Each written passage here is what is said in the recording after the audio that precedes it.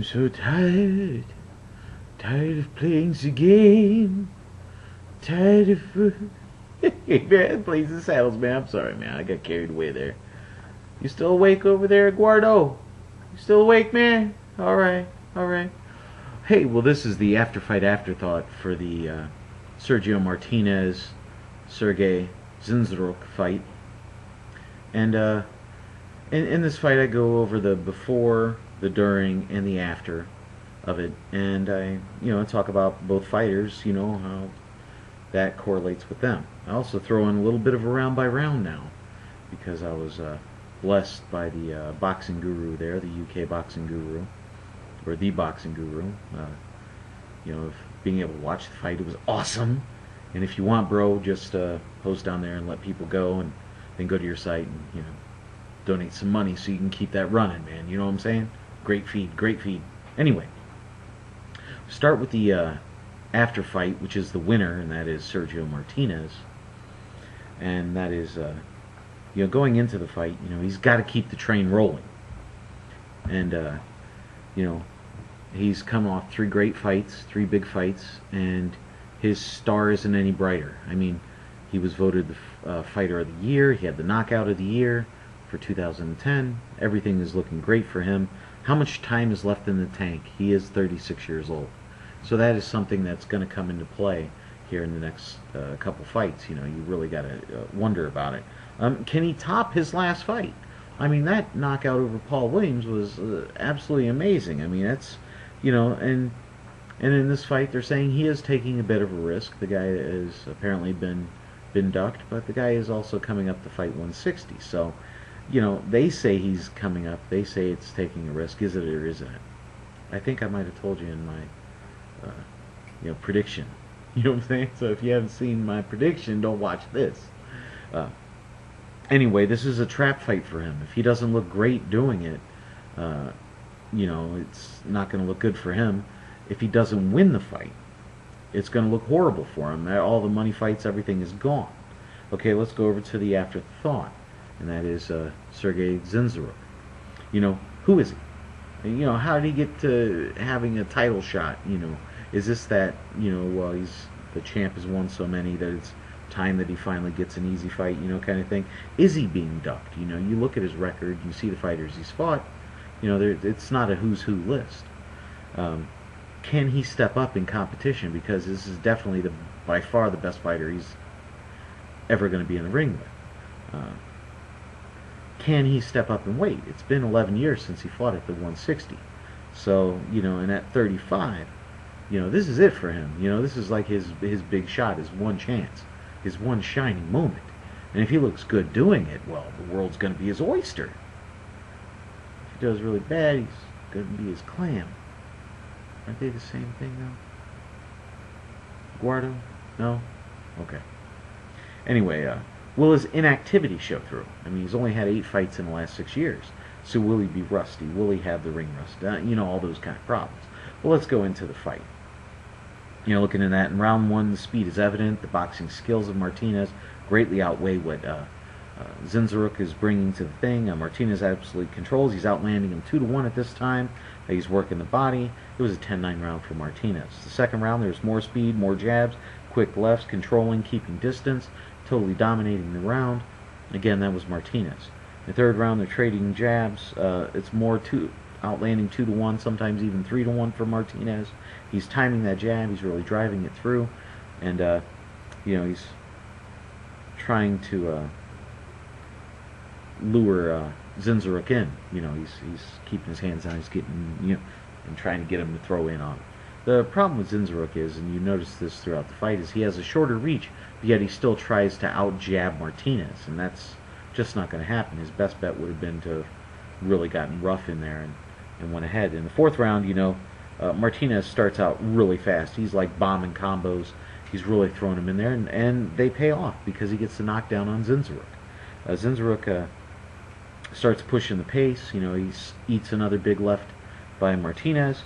They start trading combos, and Dzinziruk lands some combos himself, and the biggest combo was on Martinez's groin as he low blowed the hell toward the end of the round. And yeah, I gave that round to Martinez too. So that's like, 4 rounds, 40 to, actually it would be 35 because there was a 2-point round there. Going in the 5th round, he's leading out with the jab. Again, jabbing, they're trading, going back and forth. Martinez is controlling all of this, keeping distance. There's a nice left hand that lands by Dzinziruk. They're trading again. Big combos by Martinez, and next thing you know, Dzinziruk is down again. So, and as I stated, if you haven't seen my prediction vid, Dzinziruk struggles with fighters that apply pressure to him. And the problem is because he just backs straight up. He does not use angles when he's backing up. So if you're throwing more than 1 or 2 punches against him, once he backs up, he can't back up anymore, and you can keep coming in and you start landing shots on him. So that was a 50 to 43. So the gap is getting huge by now. So 6th round, they go in. It's a fast start. They're trading bombs. Martinez starts out landing. He keeps the distance, going around, all around control. Masterful way to go. 60 to 52. Why are you making me do math? It's too early in the morning. Or too late at night. One of the two. The 7th, again, they start trading jabs. He's getting outworked. There's more jabs. Left by Dzinziruk. Left by Martinez. Next thing you know, you start looking at that jab of Dzinziruk's actually finally got through a little bit there. Martinez is cut. There's swelling on the eye. It doesn't look great. They're trading more jabs. Martinez starts firing back, takes control. Again, Martinez wins the round. It's 70 to 61. Going into the 8th round, they're trading. There's actually the first tie-up of the fight happens at about 20 seconds in. There's more. Martinez is working that jab. He's keeping his distance. Next thing you know, there's an absolute monster left hand that lands by Martinez. Dzinziruk goes down hard. He actually gets up from that. And Martinez jumps on him again, starts firing off more shots. Again, lands a couple more lefts like that with multiple combos. Dzinziruk goes down.